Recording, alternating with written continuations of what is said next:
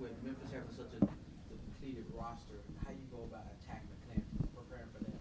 I mean, at the end of the day, I think they're very well coached, and I think they have a bunch of guys that know what their role is and know how to play. And so I expect it to be a very physical game, a fast-paced game, and have them try to find ways to make the game difficult. And so anytime we play against them, it's tough, because of their system, the way they defend, and I think they're, like I said, very well coached. And so they still got guys that are very talented, whether it's Bain, whether it's Jaren Jackson. They got really good shooters, and they got role players that make impactful momentum plays that you got to take away. Joe, you've talked about kind of guys allowing you to coach them and just the impact different guys have had on you. What were your impressions of Marcus when you first started working with him, and what kind of things did he do to help you along as a coach when you first got started here?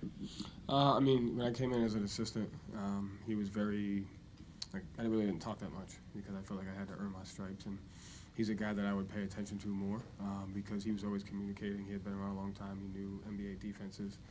And so I kind of learned from him and, just how he communicated, the different things he saw in a game. And I think that kind of as I grew into my coaching, our conversation started to be around that. And so just his perspective on the game has kind of helped me. And your communication with him, when you become the head coach last year, you talked a little bit about that challenge going from the assistant who had a different relationship with certain guys compared to the head coach. When it came to him, just how did you guys adjust to that new relationship you had last year, with you in the head coach's seat? I mean, I don't think that changed that much. It was very free flowing, open, honest, and we were just able to say what we needed to say. And so, another guy that I think one of the greatest gifts you can have in the NBA is you have a group of guys that they allow you to coach them. And so he's on that list, and I appreciate that. Another guy like that, Derrick White, what have you seen from him lately?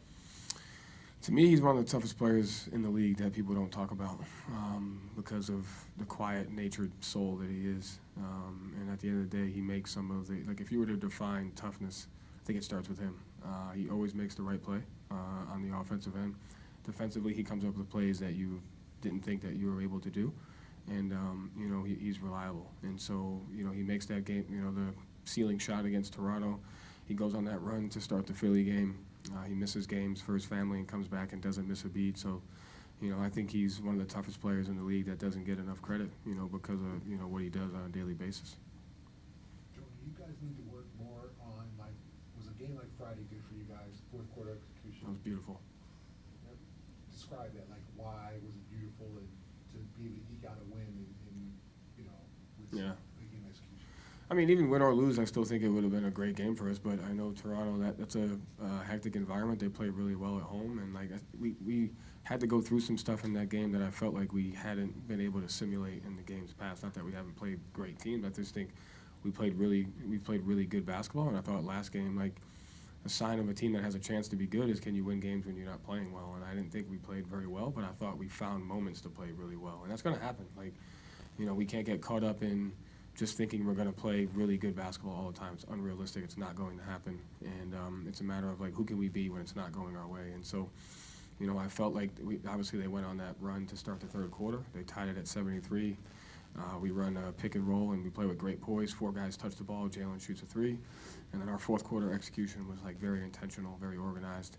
And we executed some late game stuff that we had been working on. So the goal isn't to play perfect all the time. It's to just find ways to win and, build habits along the way. Is Jalen playing tonight? I honestly don't know. I think he's still testing it out. Very concerned because it's a soft tissue injury that maybe be cautious about it, or is that just something just going to be? I don't go that deep into the medical. I just talk, when I talk to him, I just say, listen, you do what, I obviously know Jalen always wants to play, and he's played hurt, and he's done that before. But the most important thing is him being healthy, and just knowing that, whatever he decides, I'm with him. He was pretty vocal about his frustration with the court, the in-season tournament court. It was slippery, and he said other guys have been talking about that. Have you either noticed that with guys slipping more on it, or have players voiced anything to you? Do you have any concerns? I didn't notice it until that game, and then I think going back and watching it, there was 10 players, 10 slip. So I haven't really noticed it until that game, until Jalen had mentioned it. And so whatever we have to do to keep the players healthy, we'll do.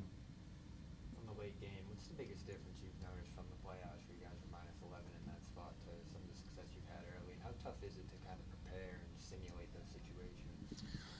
Yeah, I'd say the biggest thing is our ability to post up, and I think the dynamic of Derrick, Drew, and Kristaps, what they can bring as far as having another ball handler versus a matchup, and then them deciding are they going to switch KP or not. And so, I mentioned it a lot. Like success looks different for our team, and there's nights where Jalen and Jason are going to be superstars, and they're going to get 30, and they're going to win games for us. And I thought last game was good because you look at the last two plays, and it's a Drew Holiday, Porzingis pick and roll, and you have Jason, Jalen, and Derek spaced, and it's like they decide to switch, and then we throw it to KP. And so we have the ability to change our frequency at the end of the game. It doesn't have to be isolation. It doesn't have to be off ball. It doesn't have to be small pick and roll. It can be small, big. And so when you can change the game with that dynamic, it gives us a different look. And we have to be able to go to those things.